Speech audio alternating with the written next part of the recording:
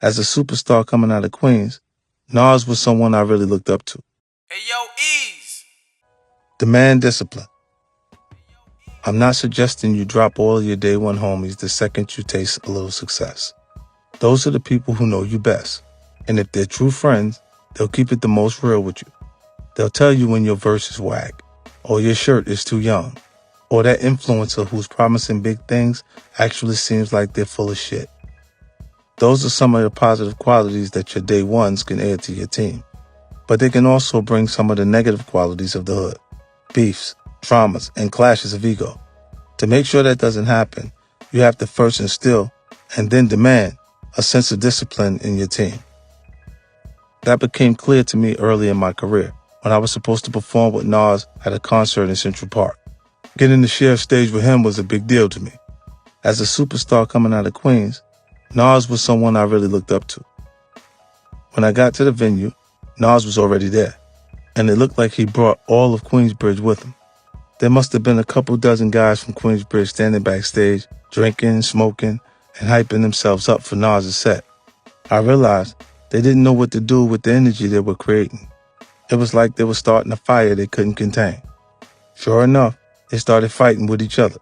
It was Queensbridge versus Queensbridge. Even though his crew was turning on itself, Nas was either unwilling or unable to put out the fire. Soon the cops got called, and the concert got shut down before Nas even stepped on stage. In my eyes, Nas had mishandled the moment.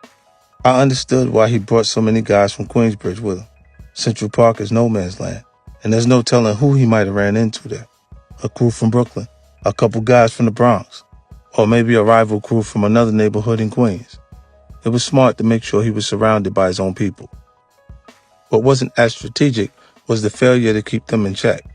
By failing to control the energy he'd brought with him, he lost the chance to perform that day. It probably cost him money down the road, too. When promoters hear there was a problem at a high-profile venue like Central Park, it'll make them think twice about booking you.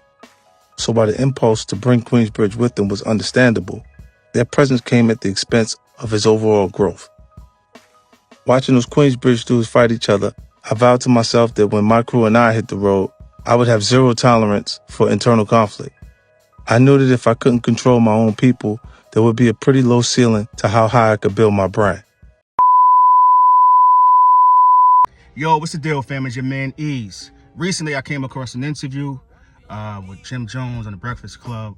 I'm pretty sure most of you seen it on Twitter or social media sites, or even just watched the whole interview on YouTube. But there was a clip when Charlemagne asked him, How do you feel when people call you the youngest old nigga?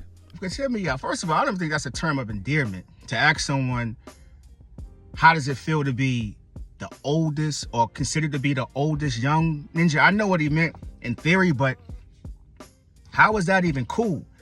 Because the way the answer was laid out, he stated how he didn't see anyone else his age or from his demographic getting a reaction from the youth as far as the music goes.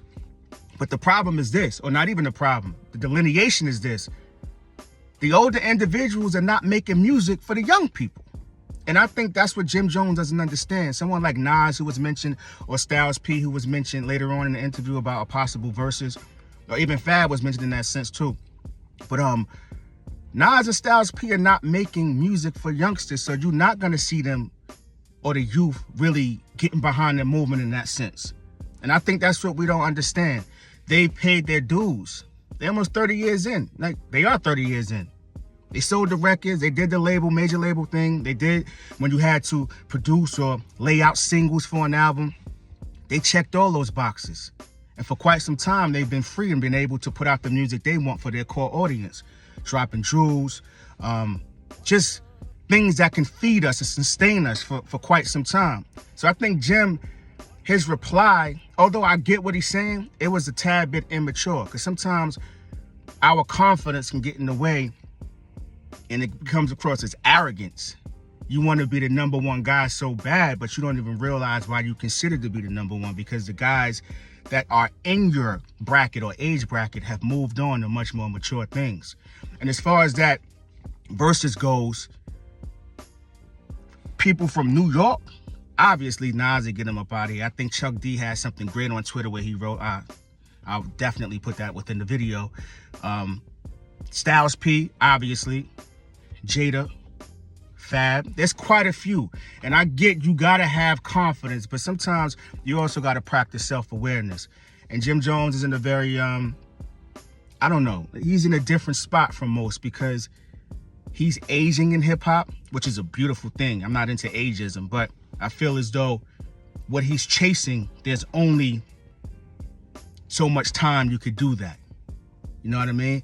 I think that he should really switch up his content matter in some estimation, and not so much make the sole focus of trying to make the room shake for the youngsters. Because if you look at all our legends, first ballot Hall of Famers in this thing, and you look at the totality of their music, it was much more than party joints or being the energy in the room. It was substance. And that's what it's all about. So I felt like when Charlemagne asked that question, I don't know, he's a journalist in some estimation, right? He has to ask certain questions to get certain responses or replies, but I didn't think that was a term of endearment for a man that's 50 years old to be considered the youngest old ninja. I don't even know what that means. I don't like that. I don't know why, man. But let me know in the comment section what you think. I'm gonna put the video at the end, man, so you can actually listen to it and tell me what you think in the comment section. But Jim, we love the confidence. I'm glad that you found yourself, your voice in your pocket, and how to produce and release music. But there's tears to this, man.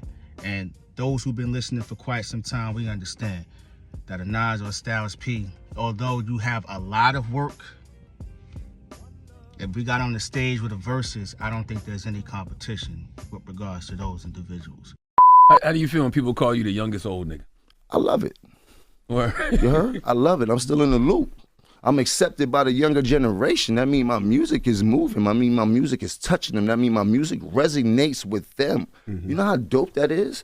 For me to be in this game this long and being able to make music that the youngsters that wasn't around when I really was lit still admire and want to know who this guy is. It's something about that. You know what I mean? I don't see too many people from my day doing anything like what I'm doing right now. If they are, count them out. Call them out. It's not many. And still being able to make it cool and fun. Call them out. I want to see how many there are. 2 Chainz, Pusha. I'm talking about New York. 2 Chainz. Oh, New York? Oh. You dig? You did? You dig? I'm from New York. We talking about New the York, Biddy. going Fab. Nas, Fab. maybe. Fab. Nas is not. Fab is not active enough. I like hearing him on Jim album. He's not active But enough. Nas is not active right now either. Like that. Nas- I mean, he had the Nas went on a album, run. Let's chat about it. like currently, right? Was the youngsters? Did they? Nah, it was for the older generation. That's what I'm Okay, saying. Like when I go out, I Right see now, him. where I hear I'm his at, I'm like music. an That Harlem thing anomaly is in my moving. position. Hey, yo,